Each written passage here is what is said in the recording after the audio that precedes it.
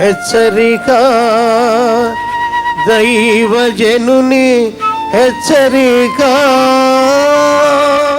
Mark సువార్త 4వ అధ్యాయము మొదటి నుండి చదువుతున్నాను, వినండి. ఆయన సముద్ర తీరమున మరల బోధింపన ఆరంభింపగా బహుజనులు ఆయన యొద్దకు కూడి వచ్చి ఉన్నందున ఆయన సముద్రములో ఒక దోణి ఎక్కి కూర్చుండెను. జనులందరూ సముద్రపు తీరమున నేల మీద ఉండిరి. ఆయన ఉపమాన రీతిగా చాలా సంగతులు వారికి బోధించుచు తన బోధలో వారితో ఇట్లనెను, వినుడి. ఇదిగో విత్తువాడు విత్తుటకు బయలు వెళ్ళెను. వాడు విత్తుచుండగా కొన్ని విత్తనములు త్రోవ ప్రక్కన పడెను. పక్షులు వచ్చి వాటిని మింగివేసెను. కొన్ని చాలా మన్ను లేని రాతి నేలను పడెను. అక్కడనున్న మన్ను లోతుగా ఉండనందున అవి వెంటనే మొలచెను గాని సూర్యుడు ఉదయింపగాని అవి మాడి వేరు లేనందున ఎండిపోయెను. కొన్ని ముండ్ల పొదలలో పడెను. ముండ్ల పొదలు ఎదిగి వాటిని అణిచివేసెను గనుక అవి ఫలింపలేదు. కొన్ని మంచి నేలను పడెను. అవి మొలచి పెరిగి పైరై 30 60 100 ఫలించెను. ఆ విత్తనాలు విత్తేవాడు దేవుని వాక్యం చెప్పేవాడు. ఆ విత్తనం దేవుని యొక్క వాక్యము. ఆ నేల వినేవారి యొక్క హృదయము. విత్తేవాడు ఒక్కడే, విత్తనము ఒకటే, కానీ నేలలు ఎన్ని ఉన్నాయి? ఏంటండి, ఒక్కడే ప్రసంగం చేస్తున్నాను, ఒక వచనమే చెప్తున్నాను. ఇన్ని రకాలు మీరందరూ వింటున్నారు. ఈ వాక్యం విన్న వాళ్ళందరూ ఒకేలాగా ఆశీర్వదించబడుతున్నారా? ఒకేలాగా మారుతున్నారా? ఒకే ఆశీర్వాదాన్ని పొందుతున్నారా? ఒకే విధంగా ఫలిస్తున్నారా అని ఆలోచిస్తే కారణం ఏంటంటే, విత్తనం సరిగా ఉన్నా, విత్తువాడు సరిగా విత్తినా, నేల సరి లేకపోతే పంట పండదు. విత్తుకుంటూ పోతున్నప్పుడు కొన్ని త్రోవ పక్కన పడ్డాయి. త్రోవ పక్కన అంటే పొలాల్లో మీరు గట్టుల్లాగా ఉంటాయి చూస్తారా, నడిచి వెళ్తున్నప్పుడు రాయిలాగా అయిపోతుంది, అక్కడ పెడసగట్టిపోద్ది. అక్కడ విత్తనం పడిందంటే భూమి లోపలికి వెళ్దాం, పైనే ఉంటుంది. ప్రభు చెప్తున్నాడు, కొంతమంది దేవుని మాటలు వింటుంటారు, అసలు వాళ్ళ హృదయంలోకి వెళ్ళవవి. హృదయంలోనికి వెళ్ళవు, వాటికి అర్థం కాదు. వాళ్ళకి వాడి హృదయంలో వాక్యం వినపడదు, వాళ్ళకి తెలియదు, అసలు అర్థం కాదు. కాబట్టి ఎంత వాక్యం విన్నా సరే ఏం జరగదు వాళ్ళకి. విత్తిన వాక్యాన్ని ఆకాశ పక్షులు వచ్చి ఏం చేస్తున్నాయి?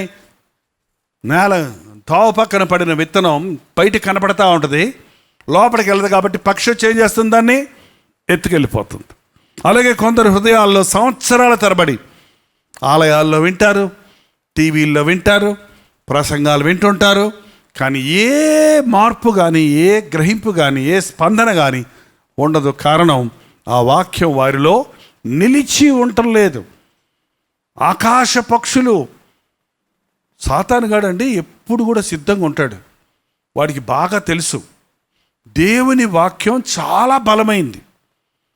దేవుని వాక్యం బండలను పగలగొట్టు సుత్తె వంటిది, చెత్తను కాల్చు అగ్ని వంటిది, సాకలివాణి సబ్బు వంటిది, కంసాలివాణి అగ్ని వంటిది. ఏంటండి, ఆయన వాక్యం పడిందా అది ఊరకనే ఎదుకు రాదు, అది ఫలిస్తుందన్నాడు. కాబట్టి వాక్యం మన హృదయంలోకి వెళ్ళిందంటే హృదయంలో పరివర్తన కలుగుతుంది, పశ్చాత్తాపం కలుగుతుంది, పరిశుద్ధాత్మడి కార్యం జరుగుతుంది. కాబట్టి సాతానుడు వాక్యం లోపలికి వెళ్లకుండా ఎత్తుకెళ్ళిపోతాడు. సాతాను శక్తులతో నింపబడిన వాడు దేవుని మాటలు వినలేడండి. ఒకసారి ఒక సహోదరుని దెయ్యం పట్టిన ఆమెను తీసుకొచ్చారు నా దగ్గరికి. ఆమె వేరే చర్చికి వెళ్తుంది, కానీ నా దగ్గర ప్రార్థన తీసుకొచ్చారు వారి బంధువులు, మన చర్చికి వస్తారు కాబట్టి. ఆమెను అడిగాను, ఏమా చర్చికి వెళ్తావా నువ్వు? వెళ్తానండి. వాక్యం వింటావా? తెలీదండి. తెలీదంటే ఏంటమ్మా? పాయిగారు ప్రార్థన చేసుకుందాం అన్నప్పుడు కళ్ళు మూసుకుంటానండి. తండ్రి కుమార పరిశుద్ధాత్మనామంలో ఆమె అన్నప్పుడు కళ్ళు తెరుస్తానండి. మధ్యలో ఏం చెప్పారో నాకేం తెలియదండి. ఏంటంట, గంటసేపు కూర్చుంటుందట, ప్రారంభ ప్రేయర్లో కళ్ళు మూసుకుంటుందంట, చివరి ప్రార్థనలో కళ్ళు మధ్యలో ఏమీ అర్థం కాదు, మనసులోకి వెళ్ళదు, మొత్తం మంది ఇచ్చినట్టుగా అలా డమ్మీ కూర్చొని ఉంటుంది అంటండి. ఎవరో సాతాను లోపట చెవులు మూసేస్తున్నాడు. సాతాను లోపట కూర్చొని అనేకులను నాశనం చేస్తున్నాడు. సాతాను శక్తులతో నింపబడిన వారికి నిద్ర పట్టదు, అన్నం తినలేరు, విపరీతంగా ప్రవర్తిస్తారు. ఒక్కొక్క సమయాల్లో ఇంట్లో ఉన్న అద్దాలు, గ్లాసులు, ఫోటోలు పగలగొడతారు.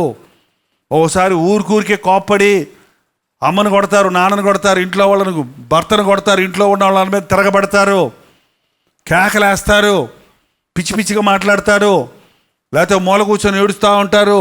ఈ సిమ్టమ్స్ ఏమన్నా ఉన్నాయంటే అవి దురాత్మల చేత పట్టబడిన వ్యక్తులు అని గుర్తించండి. అటువంటి వారు దేవుని వాక్యం లోపలికి వెళ్ళదు కాబట్టి విడుదల పొందలేరు. అట్టి వారి కోసం యేసుక్రీస్తు నామములో గద్దించి ఉపవాస ప్రార్థనలో ఉంచి నూనె రాసి ప్రార్థన చేయాలని దేవుని వాక్యం సెలవిస్తూ ఉంది. దెయ్యాలు, దురాత్మ శక్తులు ఉన్నాయని నమ్ముతున్నారా లేవా? మమ్మల్ని ఎందుకంటే భయపడతారు? అసలే భయంగా ఉన్నాము. భయపెడతానని చెప్పడం లేదండి. ఎదిరించండి, అపవాదిని ఎదిరించండి. అది అప్పుడు మీ వద్ద నుండి. ఎందుకు ఆడవాళ్ళని ఎక్కువ దెయ్యాలు పడతాయి, మగవాళ్ళని పట్టవు? మగవాళ్ళు కూడా పడతాయి కొన్ని, కానీ ఎక్కువ ఆడవాళ్ళని పడతాయి. ఎందుకు? భయపడటం వలన ఉరి వచ్చును. ధైర్యంగా ఉండండి. నాలో ఉన్నవాడు లోకంలో ఉన్నవానికంటే గొప్పవాడు. నాలో యేసయ్య ఉన్నప్పుడు ఏ చీకటి శక్తి నన్ను ముట్టుకోలేదు. నేను ప్రభు సన్నిధి నాతో ఉన్నప్పుడు ఏ సాతాను శక్తులకి నా మీద ప్రభావమో లేదు. పాపం ఉంటే సైతాన్ ఉంటాడండి. పాపం లేకపోతే సైతాన్ని చోట్లేదు. పాపం ఉన్న చోట సైతాన్ ఉంటాడు. ప్రార్థన. పరిశుద్ధుడా, ఒక్కసారి చూడు నాయన, నీ బిడ్డలు వారి చేతులెత్తి నీ ఆశీర్వాదాలు కావాలని నీ సన్నిధిలో విలపిస్తున్న వారి హృదయాల్లో చూడు. మొరలను ఆలకించుము నాయన. నజరుడైన యేసుక్రీస్తు నామములో ఇక్కడ కూడి ఉన్న వారి జీవితాల్లో ఉన్న ప్రతి విధమైన శాపమును కొట్టివేయుచున్నాము తండ్రి. అభివృద్ధి దయచేయము, ఆశీర్వాదము దయచేయము. కరువు నుండి మమ్మల్ని తప్పించు నాయన. కన్నీటి నుండి మమ్మల్ని విడిపించు నాయన. శాపముల నుండి మమ్మల్ని విడిపించు ప్రభువా. నష్టము నుండి మమ్మల్ని విడిపించము నాయన. ఫలించే వారిగా చేయి తండ్రి. దీవించబడిన వారిగా చేయి నాయన. నీ చేత హెచ్చించబడిన వారిగా చేయి ప్రభువా. ప్రతి కీడు నుండి మమ్మల్ని విడిపించము తండ్రి. పరిశుద్ధాత్మను మాకు దయచేయము. సర్వ సత్యములోనికి మమ్మల్ని నడిపించము. యేసు క్రీస్తు నామములో అడుగుచున్నాము తండ్రి. మన తండ్రి అయిన దేవుని యొక్క ప్రేమయు, కుమారుడైన క్రీస్తు యొక్క కృపయు, ఆదరణకర్త అయిన పరిశుద్ధాత్మ యొక్క సహవాసమును కూడి వచ్చిన మనందరికీ ఇప్పుడును సదాకాలమును తోడయుండును గాక. ఆమేన్, ఆమేన్, ఆమేన్.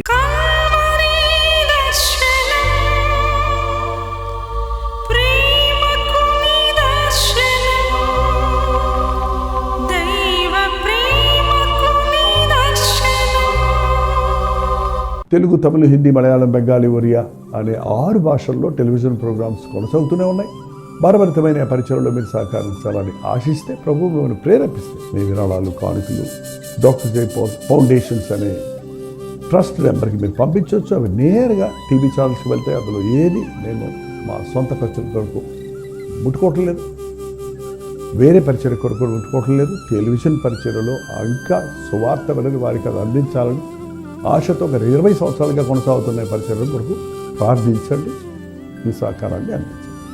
ఈ విషయంలో మీకు ఇంకా వివరాలు కావాలంటే 89393939 అనే నెంబర్కి మార్నింగ్ 10 నుంచి ఈవినింగ్ 10 లోపల మీరు ఫోన్ చేయండి. వివరాలు గురించి తెలియజేస్తాను.